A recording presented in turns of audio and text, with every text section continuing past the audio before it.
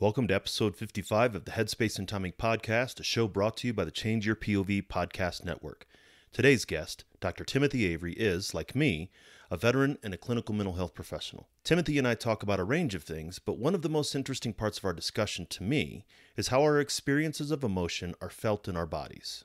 At least half of our emotional experience is in our body. We don't sit there and say, I am very angry right now. There's a tension in the voice, there's a tightness in the throat, there's a shallow breath, probably a tightness in the gut, maybe some blood pumping in the fists and feet. So to even know our own emotions and what we're feeling requires the body and connection to the body.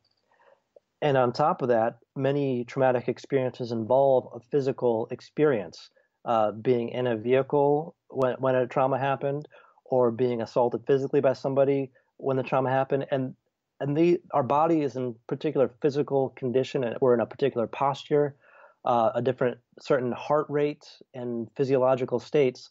They get paired with this traumatic experience. And so we say, one thing we say in psychology is neurons that fire together wire together. So these experiences get connected, and now often chronic pain is also connected to this experience. So the pain is connected to the trauma, connected to the anxiety and depression. And to provide culturally appropriate and trauma-informed yoga helps active duty and veterans leverage their own inner resources to understand their own body. It provides an experimental space for them to look at, this is not right for me because it's exacerbating an injury and I should stop. That gives control over one's experience. Welcome to the Change Your POV podcast network. You're listening to Headspace and Timing, a show dedicated to breaking down the stereotypes about veteran mental health. My name's Dwayne France, and I'm a combat veteran of both Iraq and Afghanistan. After I retired from the Army, I took on a new mission as a clinical mental health counselor for my fellow service members.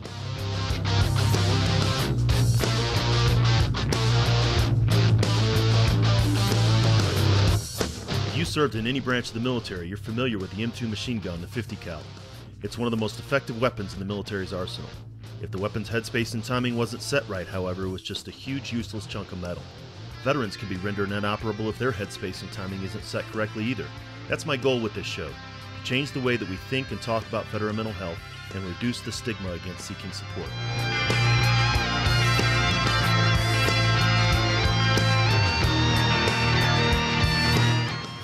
Each week, we'll talk with mental health professionals, veterans, and those who support veterans, service members, and their families. We're going to have real and honest conversations about a topic that most just don't like to talk about, veteran mental health. Let's jump into this week's conversation.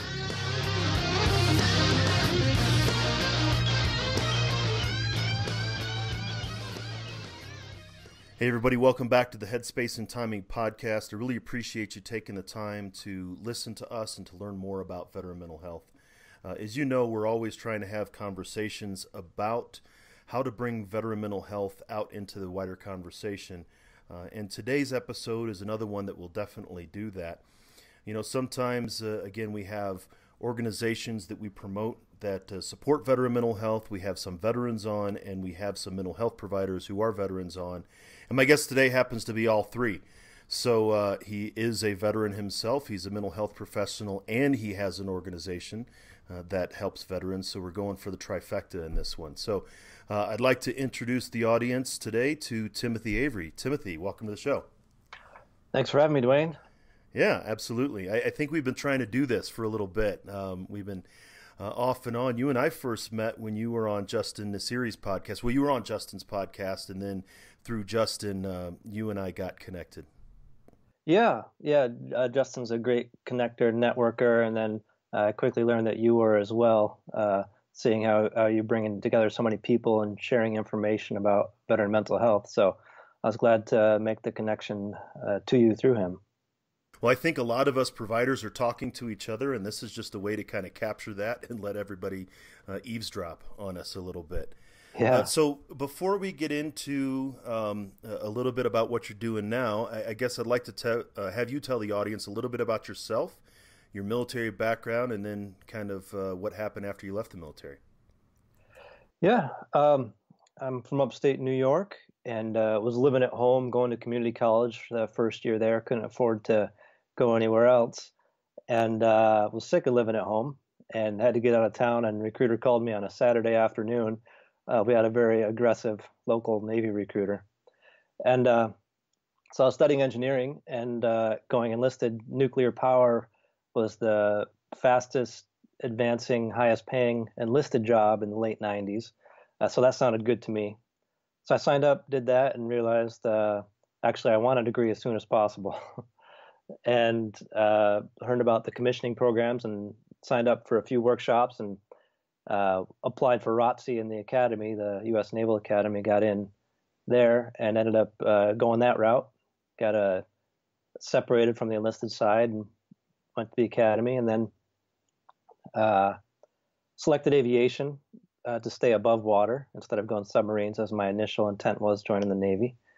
But that wasn't for me, and the Navy was IRADing in 0405, involuntary release from active duty. So they sent me home with a year after graduation. A lot of people are upset about that. Academy is a lot of investment, and let me go. And the reserves were full too, so they were offering blue to green transfer, Army or Marine Corps. And while I respect all that work, I'm fourth generation enlisted Navy. So Navy is me. That's what I do. And so I had to get out for a few years and missed it. So luckily, in their infinite wisdom, Navy said, "Okay, we kicked too many people out. Get people back in." And I think the worst of all the branches at that, the slinky effect of get rid of everybody, get everybody back in.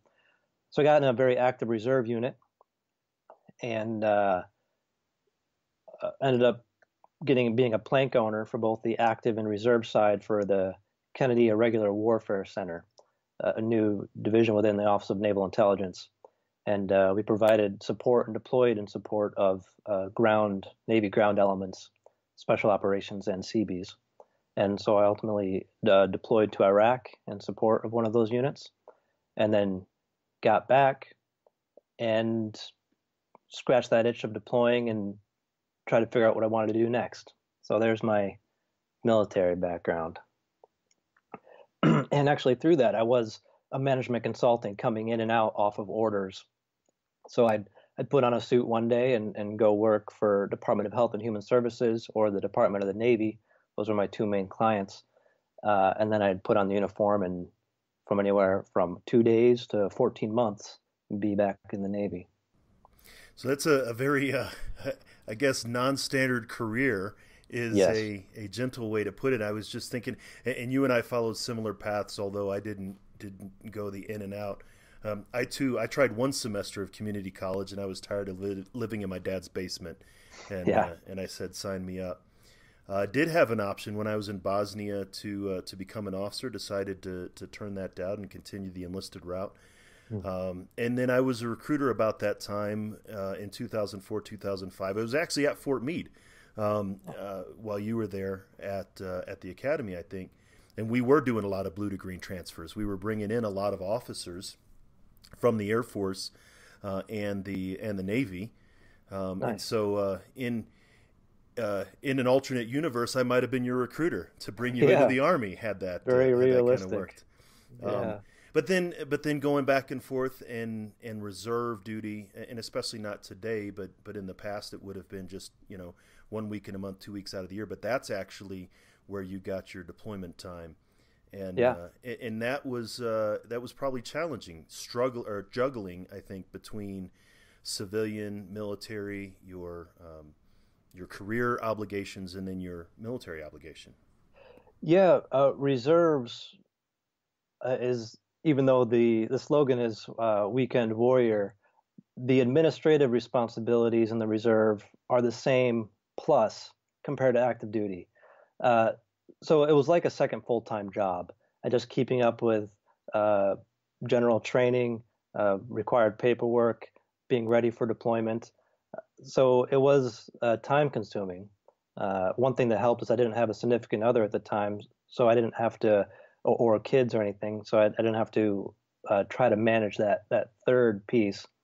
So it was challenging, especially after deployment, because within a month I was wearing a suit back in the office, And whereas the active duty folks are most likely to go back to a unit who has some idea as to what they've been through, have some general attitude and arousal towards we got a mission to do, this is important work. The drastic slowdown to working back in a civilian environment is quite taxing, and I found it very stressful. And internally, I was frustrated with my coworkers about their lack of motivation, and I thought it came across in my speech and attitude. But just this last year, I interviewed my former manager for the fun of it, for personal research and to help understand clients' experience and so on.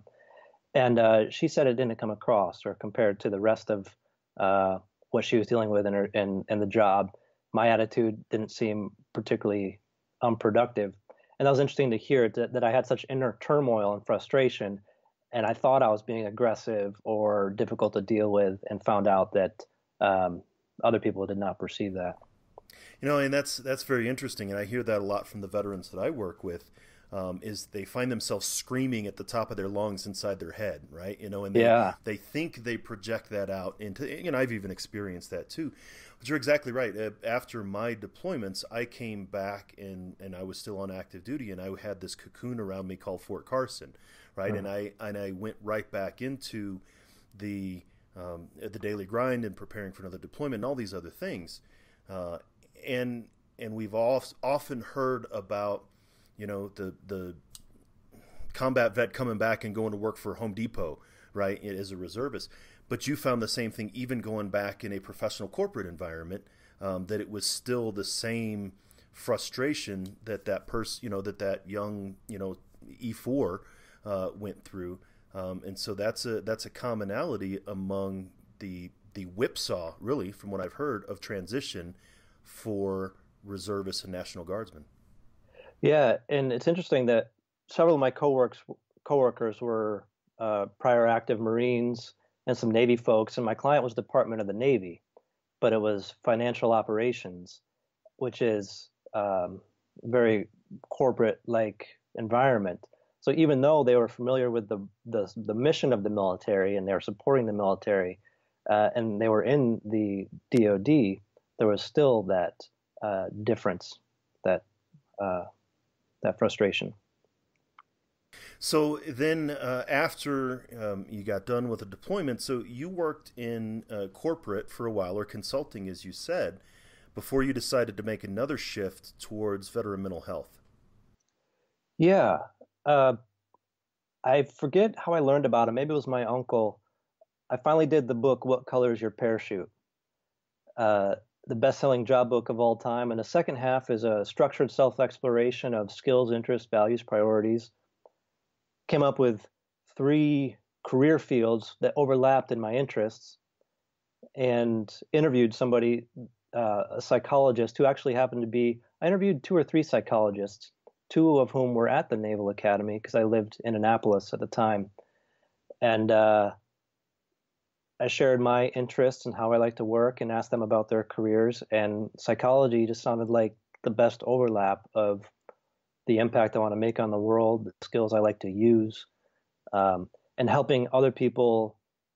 Uh, I want to be my fullest possible self, whatever that looks like. And I feel uh, compelled to help other people achieve whatever that is for them.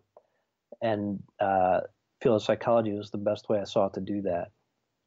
So it wasn't necessarily I want to help veterans. It was more the profession that drew you.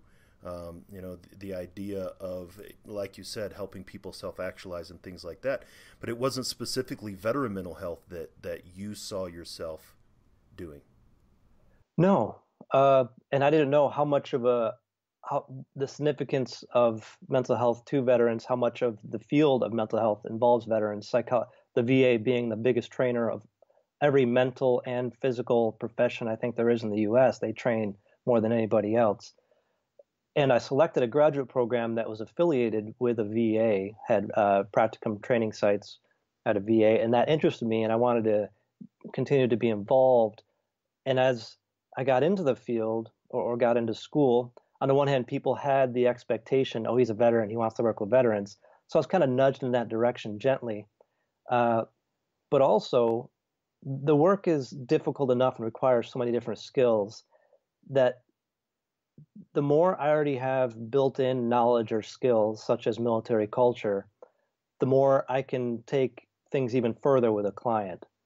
So I took advantage of, I realized on the one hand, the important need for mental health services in veterans, the stigma, how much that interferes with meeting that need, or other issues, maybe logistical and so on.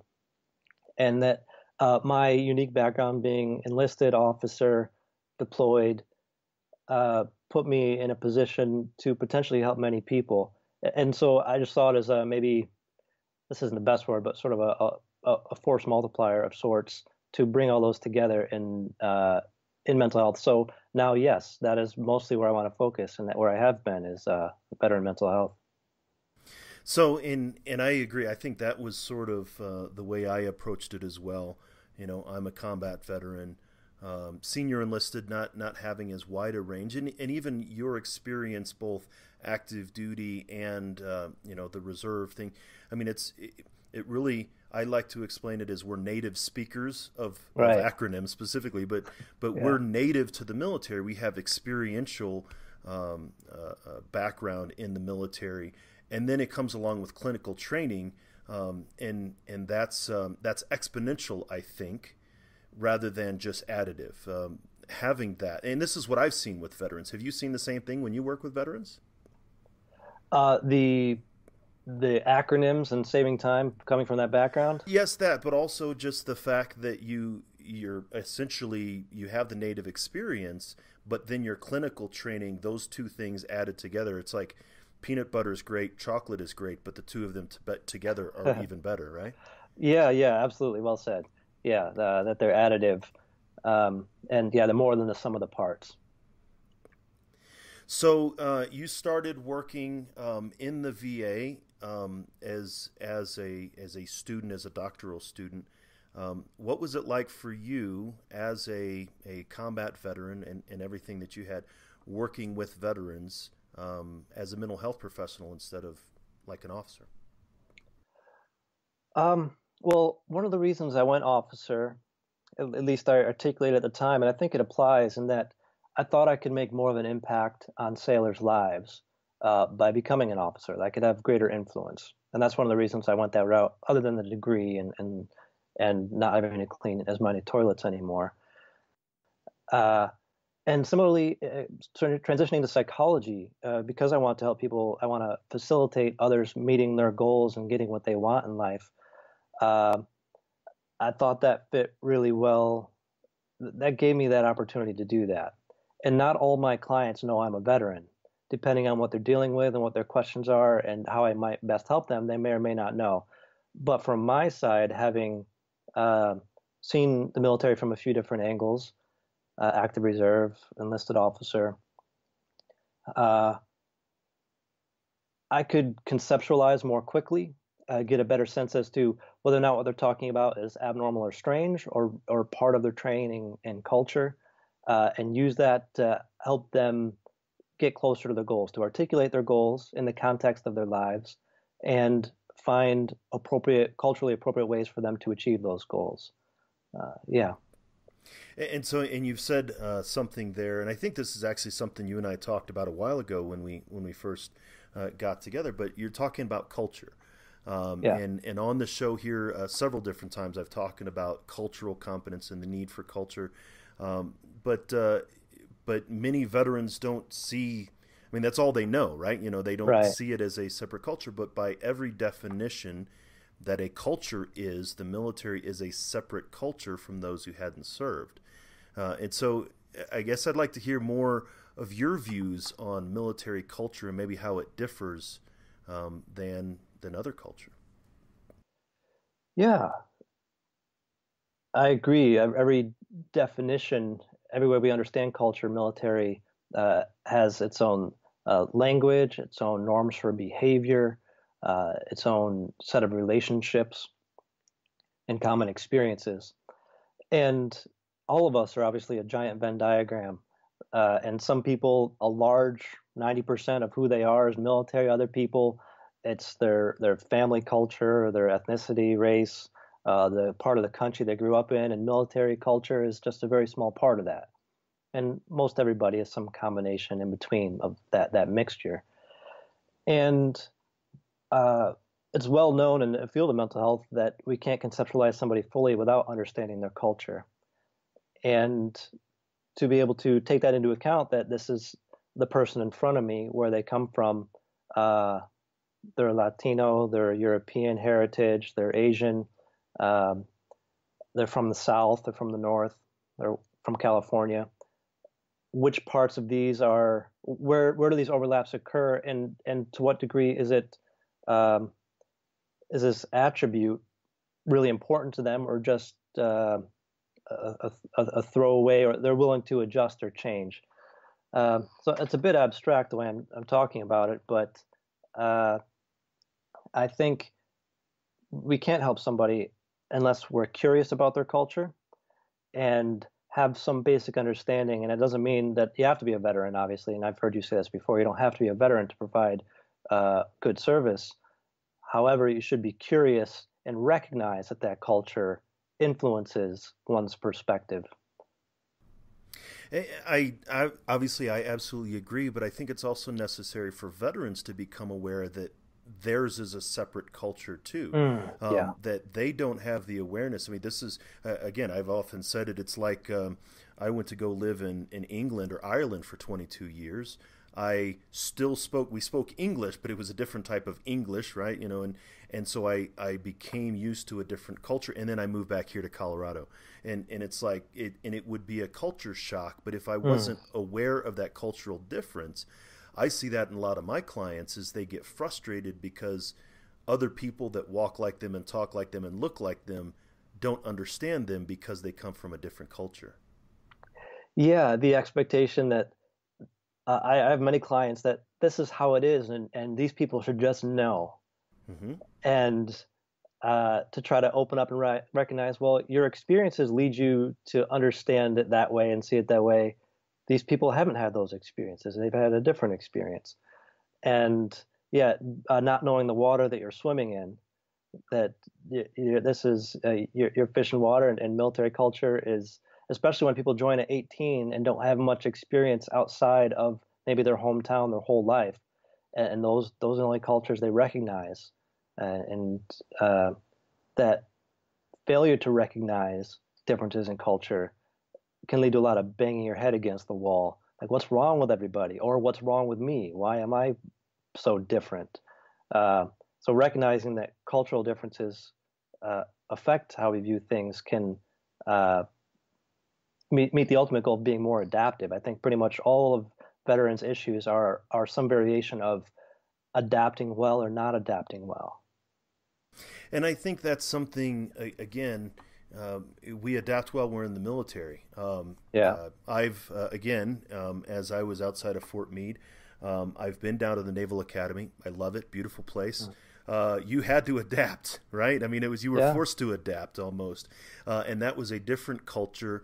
You know, fleet navy versus aviation. I mean, so in the military, we adapted to the operational environment, but somehow it seems like when veterans get out, we lose that ability to adapt, or we don't know that we have that ability to adapt and apply it to this situation. Yeah, I think that there's at least two main parts of that, and that the military spends so much effort indoctrinating people into the culture, and that is necessary to uh, to decrease ambiguity. So if we recognize that everybody's role, no matter how close they are to the front lines, is to fight the war, we need to decrease cognitive load. We need to decrease mental energy going towards things that aren't immediately pertinent to the fight. So if we indoctrinate you into a common language, into your social hierarchy, our big brain here, the front part of our brain, the reason it's so big is for social interaction. And if I put a rank on your sleeve and some ribbons on your chest, I know where you've been, what you've done, and my relationship to you. I don't need to spend mental energy on our social relationship. I know exactly how that works. So any free mental energy I have, especially under stressful circumstances, we don't have much free mental energy in those circumstances. I can use what's little left to address the ambiguities of combat, of the situation in front of me. So I have my procedure. I know my job really well in and out. One way I understand it is the whole goal of military training is to reduce any ambiguity.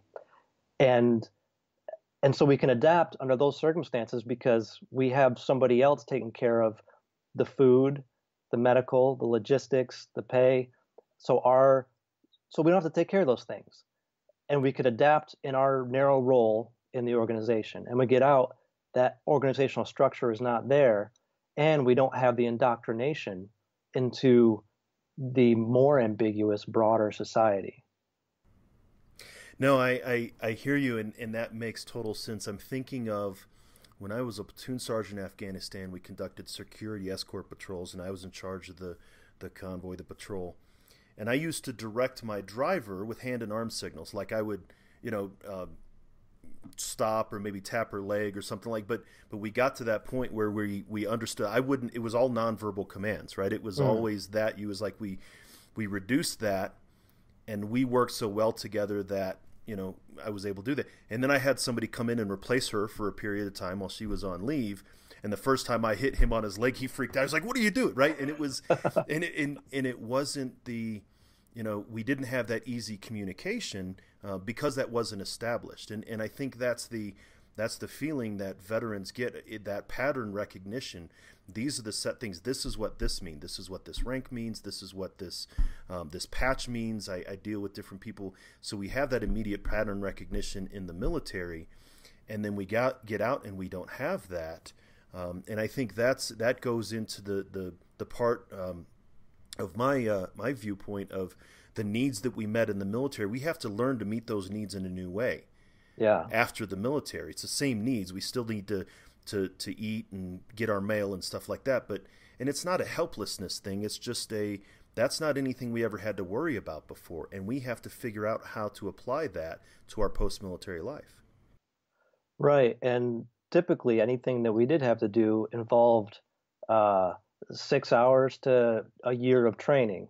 So anytime you have a new responsibility, you had clear training and instruction on how to do that. And we don't provide such training afterwards. And I think that's where the benefit of going through mental health counseling, and again, I say it all the time, you don't see a therapist because you're crazy.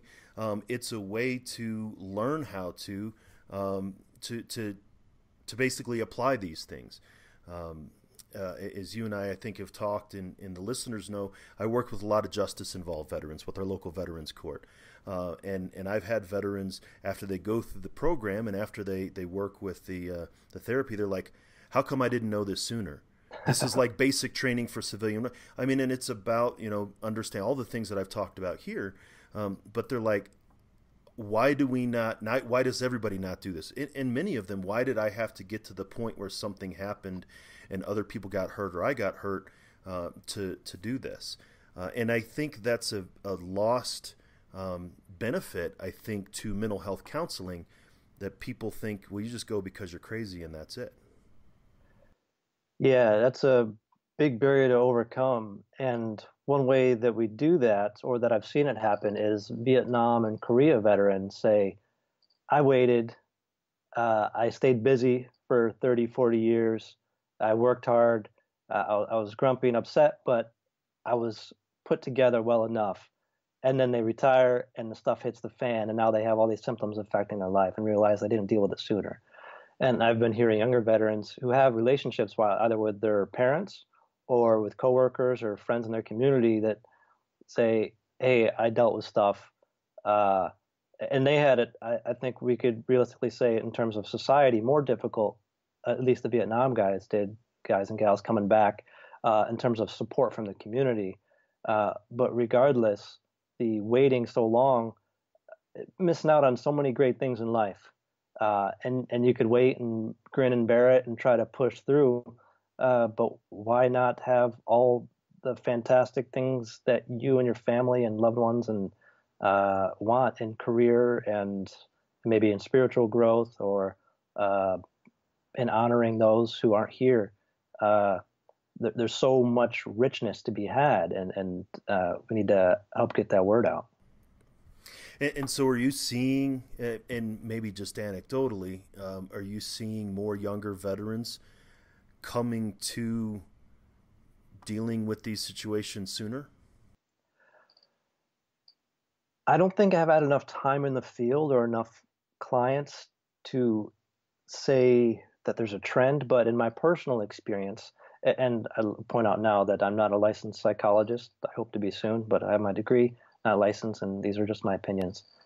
Uh, I think I have seen that through efforts. I'm not sure which part's working, but some of it is the older vets saying, "Hey, it's worth it." Respected older vets who've been through some stuff, have built up their wasta, so to speak, and uh, leading in some ways, leading the community and say, "Hey, this is worthwhile stuff. Shouldn't wait so long." So I have seen younger vets, people who I'm surprised would take the time to seek treatment, and often it's with regards to uh, a sibling or a parent saying you should go do something. So somebody who a trusted loved one or a respected elder saying, "Check this out, it's worth your time." I think those are the main things that are getting younger folks in. No, I can absolutely see that. I think of my father being a Vietnam veteran, and before I deployed to Iraq the first time, specifically to combat, when I deployed in Bosnia back in the mid '90s, it was like combat light, basically. It wasn't really, but I remember him very clearly sitting down and mid tour leave before I go, and he said, "When you get back, don't hold it in. Talk to your wife about it. Do not do what I did and try, And so he was, in his way, he was trying to say, son, don't do the things I've done. And yes, I see that even in older veterans now, but also the point where you said that older veterans are having these challenges now, approaching 50 years after that. There's not a Vietnam veteran who's younger than 63 right now, and as many listeners know, and sure you know, Timothy, is that the VA study on veteran suicide back in was released 2016, but the 2014 suicides, the greatest number of veteran suicides in 2014 were ages 65 and older. And so those veterans, as you said, I'm seeing Vietnam veterans and even some Korean War veterans in my practice who are saying exactly what you said is I've waited half a century and I'm dealing with these things, whereas some of the younger veterans, it's for some of them it's 12 years after, but it's still a lot sooner than 50 years. Yeah, and let's see if we can get ahead of that wave. Uh, I think that's our big mission is to not have the wait until mid 60s till retirement for our peers to finally deal with this stuff, but to do it now. And so you talked earlier, though, about stigma and about what keeps veterans from accessing services. And so, what are your thoughts on stigma? I mean, obviously, you and I are familiar with mental health, and we approach it, and we're proponents of it. But from your personal experience, what do you think keeps veterans from seeking services? Well, what I hear, well, actually, a friend put together a presentation on military culture and one of those barriers. And of those who could benefit, or those who had mental health diagnoses compared to those, I think this was an active duty study as well. Of those who needed services, there was greater stigma about seeking them, which is interesting. Those who need it more have more aversion, more negative ideas as to what that means. I'm not exactly sure why that is. And obviously, I don't have the answer because it continues to go unsolved. And for my 2 cents, I think it is the incompleteness of military training and all the stuff we talked about, the indoctrination uh, into these skills and attitudes and charge the hill and plow ahead, which are very adaptive. Uh, in a combat situation, we need people to do this. That's going to lead to the most chance of success of the mission and saving life by having that attitude. but people don't understand why they were trained in that attitude and when to turn it on and off.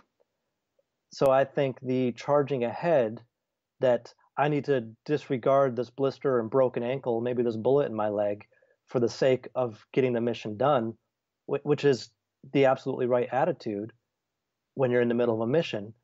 Uh, why that's the right attitude and why it doesn't apply in other situations. So I think it's just an incompleteness of military training. No, I like that idea. You know, the phrase, of course, ours is not to question why, ours is to but do or die.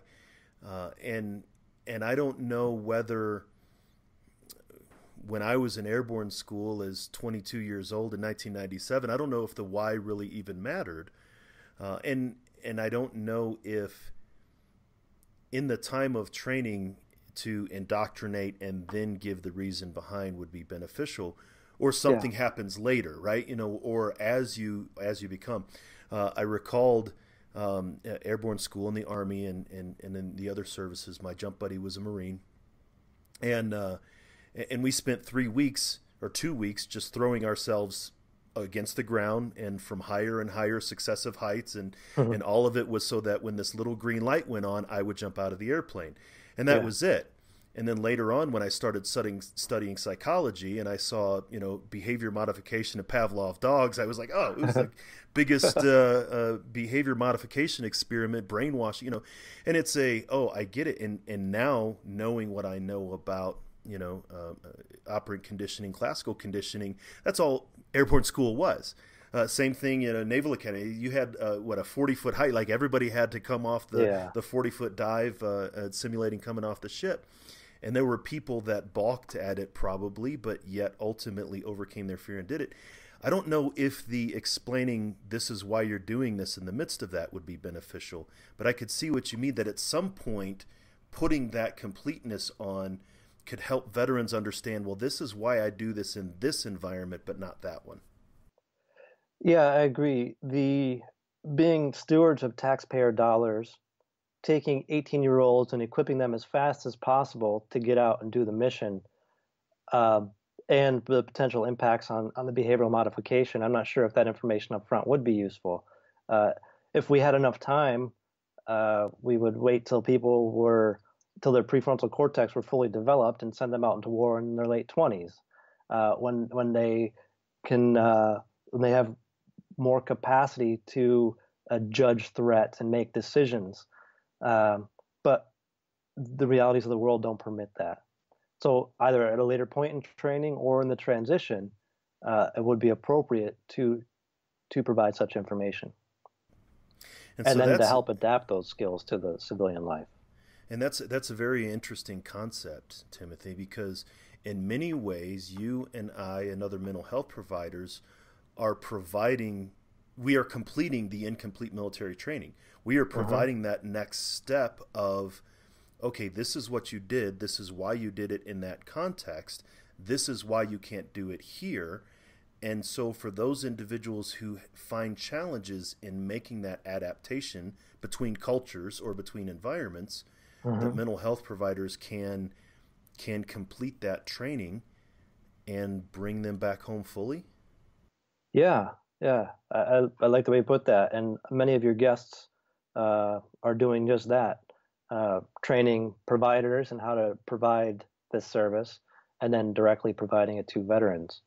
But yeah, obviously, mental health professionals are an important part of that transition. Not the answer to everything, but because of our broad sets of knowledge and understanding how the culture and the behavioral techniques and individual factors all come together, we're probably in the best position to put those pieces together and help other people create those programs. And what I hear in that also is another thing that many veterans, maybe not the ones that I talk to who come to see me, but people think it's going to be Freud on the couch for years and years and years, right? Right. But again, what you're saying and what I'm saying is, once you get to the point where you've got a grasp on it and you understand it, then transition's done, right? You go forth and do great things in the rest of your life, Yeah. because you don't need to be here for months and months. I got a colleague. She says that if I'm still seeing a client after 2 years, I'm not really doing my job very well. Yeah, yeah, absolutely. Uh, some therapies are explicit about my goal is to make you your own therapist. Going to help you develop these tools, and you're going to go out and you won't need to come here unless you need a tune up or you come up to a new challenge, and maybe there's other skills we haven't discussed yet. But for now, you have your tools to be your own therapist, to address challenges in your life, and get out of here. And then if you meet new challenges that these tools aren't enough, come on back. Yeah, so I mean, and I think that's really important, and it's another important message, of course, for veterans to understand that this isn't a lifelong sentence. You're not going to be sitting on the couch talking about your mother, unless your mother's the problem, and then we can. But it's not. But it's the stereotypes that many people have about that. But then you also talk about teaching skills and teaching empowerment and things like that, and I guess to move on to really what you're doing. With the Veterans Yoga Project, one of the things that when you and I talked about before is the idea of embodied cognition, embodied emotion, like how we feel thoughts and emotions, physically feel thoughts and emotions in our body. So I guess I'd like to hear more about the Veterans Yoga Project and kind of how that ties into mental health. Yeah, well, Dr. Dan Libby, the founder and director of Veterans Yoga Project, he was at the VA a few years ago and conducted a survey of which VAs are providing complementary integrative health, such as yoga. And one of the findings of that survey, for those that weren't providing it, one of the main reasons was a lack of trained personnel who could provide the services. So he created the Veterans Yoga Project to help answer some of that need.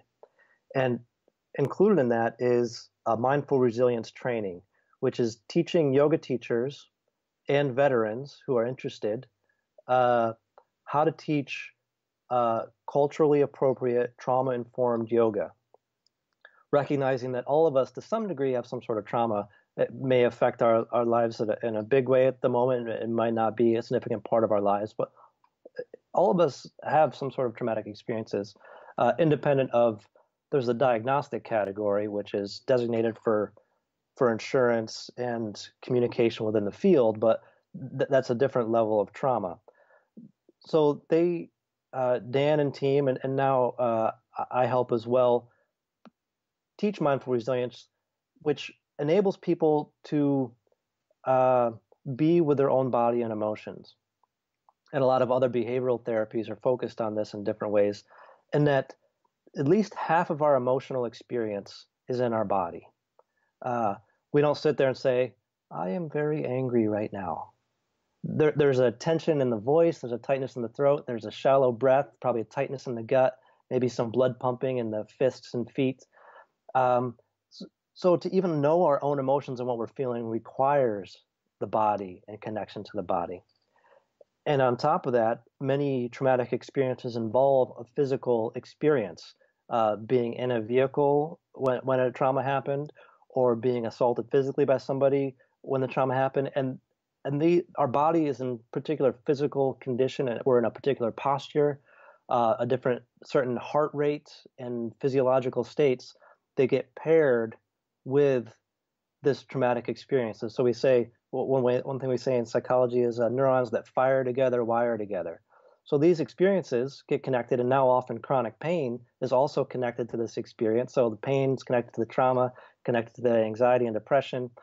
And to provide culturally appropriate and trauma-informed yoga helps active duty and veterans leverage their own inner resources to understand their own body. It provides an experimental space for them to look at, this is not right for me because it's exacerbating an injury and I should stop. That gives control over one's experience. And one of the key components of a traumatic experience is a lack of control. So we help provide control, help the person have their own control in their space. And safety and predictability are the other two main components of trauma-informed yoga, as Dan has developed it. Given that traumatic event wasn't planned, it wouldn't be so traumatic if, oh, I know when I turn that corner, this bad thing's going to happen. That's not how traumatic events happen. So it's unpredictable. And obviously, there's a lack of safety, a violation or threat of violation to one's physical body or somebody else's. Uh, so by learning these practices to be on the mat in a safe place, to connect with one's own body, we can help repair these physical experiences with emotional and cognitive experiences, which is what a lot of exposure therapies do, what trauma-focused therapies do, just in a different way that doesn't leverage the body as much. And I really like what you're saying there, and it just came to my mind that when veterans are reminded of traumatic events, that it comes through their senses. I see something visual. I've said it often here. I'm not a fan of the full moon because when we went out on patrol in full illume, that's when we get hit. And so the visual side of the full moon, the sound of the loud noise, the smell of diesel or whatever it is. And so veterans are very familiar with not even just the visual, the auditory, and the olfactory, but even like proprioception, like my sense of space and when I'm feeling closed in. Yeah. But one thing that I don't, that maybe just a light bulb in my mind is that sense of that cold trickle down the back can be just as our sense of touch, our sense of sensation can be just as much a trigger, a reminder of a traumatic event. The hair standing on end, like you said, the churning of the gut where we feel physically angry, that can be as much of a trigger and sometimes even more because it's unaware. Veterans are unaware of that. Absolutely. And that's part of the challenges of panic. And I'm studying for my licensing exam, and they're reviewing key studies. And at one time, they injected people with norepinephrine, and it creates an arousing response in the body, increased heart rate, arousing. And then people look at their environment, and if they're around happy people, they would think they're exhilarated and happy. If they were around upset people, they thought they were angry. So there's a misinterpretation. So I said at least half of our emotional experience is in the body, but half or another proportion is in the head and how we label it. So what is arousing is merely arousing. It's not positive or negative. But if we say, oh, this is exciting, I really enjoy this, that arousal is now a positive thing. In the case of post-traumatic stress, or I see the full moon or things that are paired to negative things, I'm aroused right now. I look around, I find a cue that confirms a threat of some kind, or maybe there's not even a cue and I'm just looking for that threat. This is a common problem in post-traumatic stress, is that I feel threatened, therefore there must be a threat, and I'm looking for that threat. Even in the presence of confirmation there is none, the body and brain continue to be aroused. And through the physical practice of yoga, you can start to experiment with yourself. Okay, is this tension? Is this arousal? Is this increased heart rate because I just stood up fast? Or is it because there's somebody out to get me and there's a clear threat? And the more we have these experiences in a non-combat area where 99% of things around us are truly not a threat, can gradually get better at recognizing what is and is not a threat instead of being stuck in that constant threat mode. And I think that in really what you're talking about with mindful awareness, it's helping veterans come to an understanding of what emotion physically feels like. And this is something that just about with every veteran that I talk to, when the first 2-3 sessions, we talk about embodied emotion. What does emotion physically feel like? And they say, and usually when I ask, it's cognitive. Oh, when I'm angry, my mind starts to race, and then I have to know, what is it physically? When you think you're angry, what do you physically feel? And for some of them, they don't even know. They can't. I mean, it takes them a little bit to really develop that mindful awareness. And others, and I've actually had some that really are tuned with their body, but not so much with their thoughts. Is that your experience? Yeah, there is a split there, and I think it's largely due to military training. In that, well, it's Western culture as well, but learning to charge ahead when you have a bullet in your leg or a sprained ankle or a blister, a major or a minor injury, to just keep plowing ahead requires some disconnecting. The most effective way to train people to do that is to disconnect them from their body. We say no pain, no gain, which is BS, but it's effective for military training. to disconnect. So there is this disconnect between, commonly among veterans, disconnect between body and head. And that's why interventions that are whole person focused, not just the head and how you think about things, not just the body and how you feel things physically, but a whole person. That's how we achieve our goals, is coming at something from our full selves. And our body, even if we're paralyzed from the neck down, our body is still a part of our full person. No, and I again, I absolutely recognize that, and I've also said it before. In the middle of a firefight, you're neither hungry nor are you sleepy, or you don't have to go to the bathroom. But after it's done, you got to do all three. I'm going to, eat, sleep, it's all, it all comes rushing back. It's not that those things weren't present in that high tense moment. It's just that we didn't have the awareness of them, and the awareness flooded back before. And even going in that mindset, whenever the entire world shrinks to my trauma and nothing else matters, it makes me feel like I'm back in a firefight again, physically, almost embodied. Yeah. And I think that's one of the values of the mindfulness practices, that what you just said there, combined with the fact that veterans are used to running through checklists and using the brain. You get orders, that orders are coming. Military training involves keeping the brain engaged, always planning. So keeping the brain occupied. And there's not, in most of life after the military, there's not as much to consume the brain. So the brain gets busy. It spools up about things that don't need to be spun up on. But mindfulness and using the body and awareness of the body can fill some of that mental capacity that we have by just checking in regularly with what is happening in my body right now. What's my heart doing? What's my breath doing? Where am I holding tension? And then being curious as to, why am I holding tension right now? Is that serving me? Is there anything to do? No, I can let that go and get back to a place of parasympathetic activation, relax and recovery, so that when I do have to go into that meeting for work, or I do have to deal with this issue at my kid's school, I'll have the resources to do that, instead of being stuck spinning the brain up all the time about things. The brain is designed to solve problems even when there are none there, and more so in the military, it just keeps spinning around and going nowhere. And so that mind-body intervention is reconnecting, tracking what's happening in the body, can use those resources in a useful and adaptive way. No, and I think that's great, and I think long-time listeners will absolutely recognize that we've had this discussion before, back in episode 13 with James Pond and Veterans Path, talking about the benefits of mindfulness in veteran mental health and supporting that.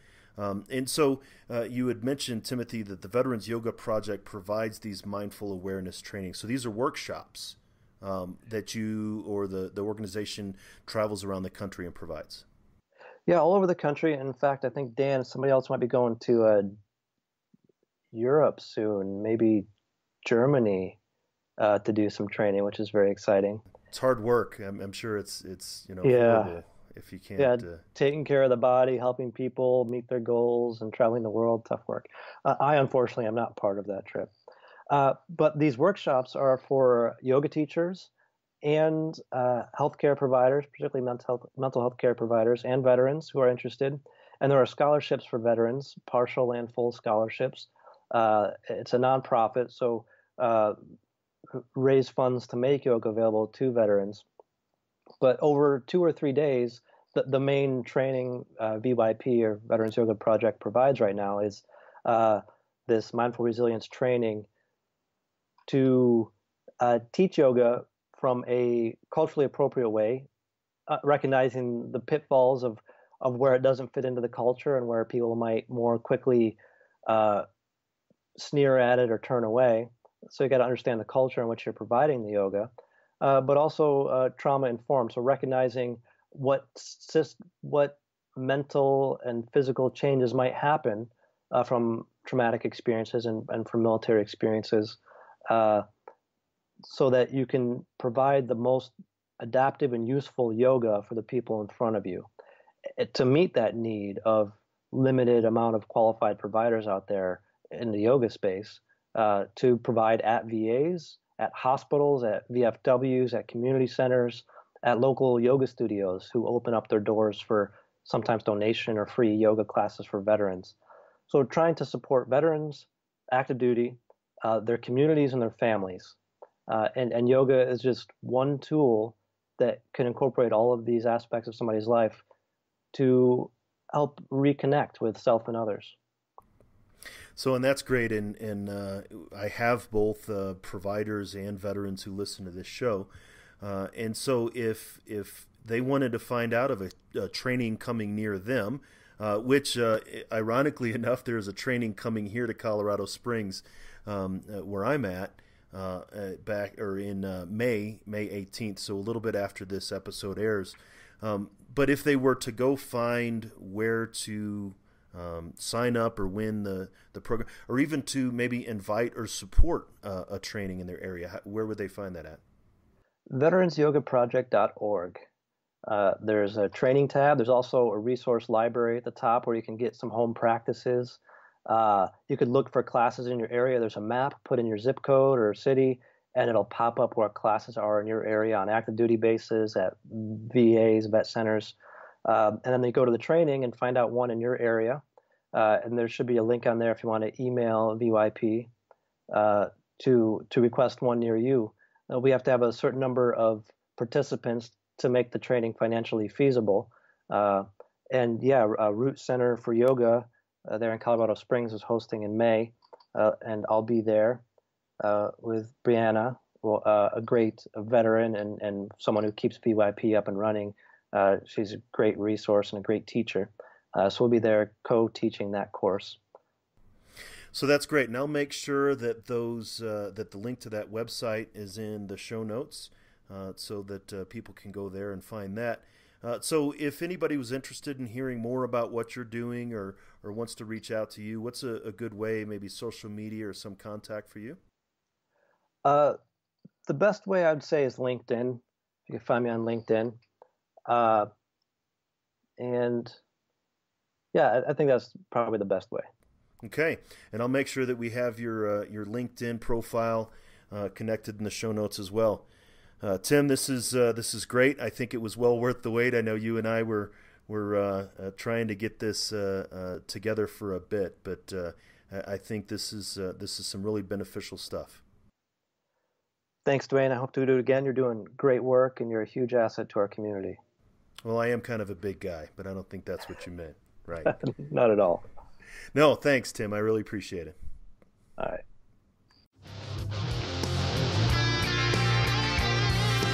You're listening to Headspace and Timing on the Change Your POV podcast network. I think there are a lot of great points that Timothy brings out. First, no matter where you are in your reserve service, it's not always that easy to shift in and out of the military mindset and into a corporate civilian mindset. Even when he was working with an organization that directly supported the military and worked with them constantly, it wasn't easy to continue to make that shift. Another part that I really enjoyed about our conversation is how he touched on the subject of culture. We've talked about this often before in this podcast, but it's always a conversation worth having. When we leave the military in any branch and in any form, we're changed and we've adapted to a different culture, the military culture. Being aware of that and managing that is critical to making the shift from being a service member to a veteran. And finally, our discussion at the end about how we physically feel our emotion is always something that intrigues me. It's always a good exercise for veterans that I work with. What does anger feel like? Where do you feel fear? For some, it's in the pit of the stomach. For others, it's a lump in the throat. Understanding how we feel these emotions and where these emotions are in our body can really support us. Here's a quick story. As I mentioned in this episode, I went to airborne school in 1997, and I jumped out of airplanes a lot in my career, both at Fort Bragg and here at Fort Carson. One thing that I've never hid from anyone, I was afraid of heights as a kid. My family did a lot to try to help me get over it, but it was a severe fear. I then did a lot of things myself to get over it, like bungee jumping and ultimately jumping out of an airplane and becoming a jump master.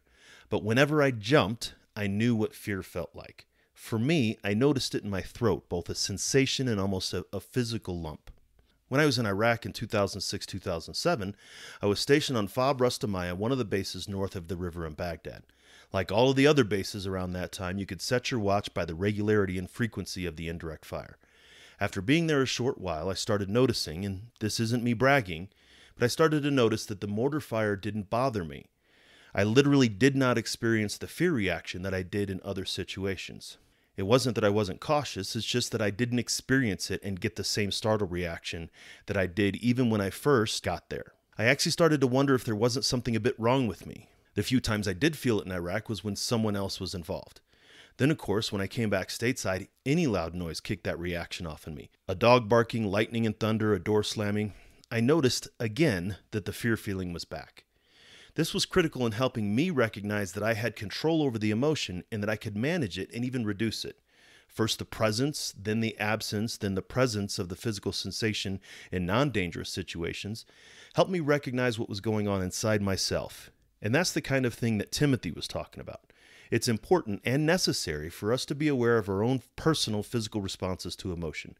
That way, we can manage the emotion and regulate it. Tune in next week when we have a conversation with another veteran and clinical mental health professional, a colleague and friend of mine, Carl Lofaro. Carl and I have a great conversation and even slip into him interviewing me for a little bit instead of the other way around. Until next time, stay focused and be well. I'd like to thank the Change Your POV Podcast Network for hosting this show and highlighting the critical importance of veteran mental health. We want to hear from you. You can reach out to me via email at dwayne@veteranmentalhealth.com. You can find me at Twitter @TheCounselingVet, or head on over to Facebook and look for the Change Your POV Squad. You can find the show notes for this episode and all the episodes by going to veteranmentalhealth.com or changeyourpov.com. Sign up for updates on either or both so you don't miss another episode.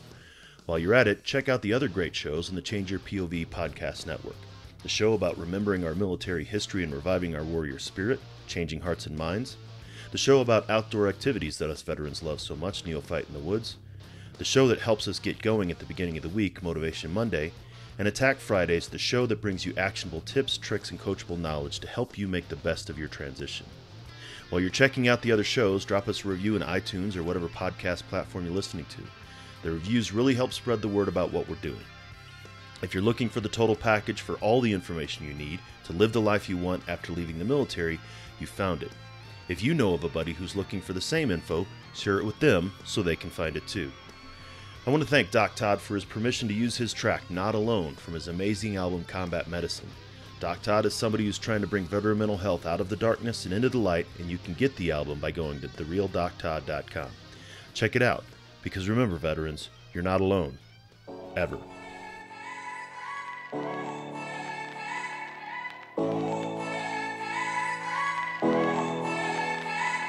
The struggle is real, found a feast and lost a soul. Eventually my drinking, it got out of control. There in darkness I roam, struggling to find home. See, suddenly death didn't feel so alone. 22 a day, destination unknown. It could have been avoided if you picked up the phone, but now you're gone, so I guess all we get is the tone. Nothing but bone weeds, overgrown, pushing up stones. I've triumphed over enemies, co-created enemies. Broke out facilities that tried to put an end to me. R.I.P. I'd rather grind in tranquility. Authentic tendency, embrace my ability.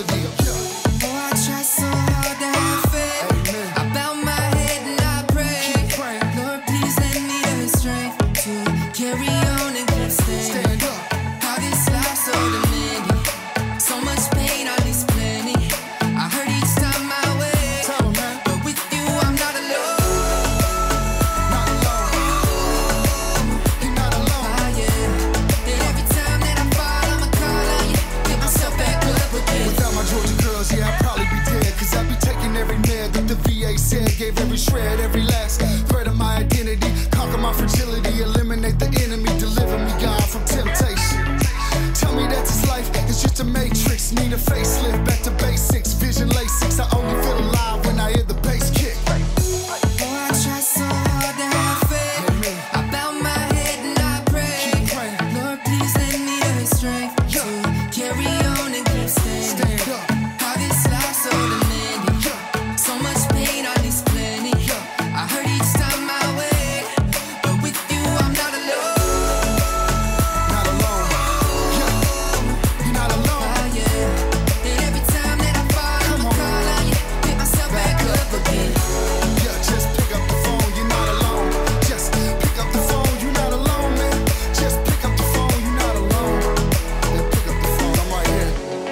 love you guys. Take those bottles out, dog, and pour them in the sea. Take the needles out your arm and the gun away from your forehead. It's time, man, you've been through enough pain, stand up. It's time to stand back up. All my veterans, man, Army, Marine Corps, Navy, Air Force, Coast Guard. Get up, you know. Oh, I try so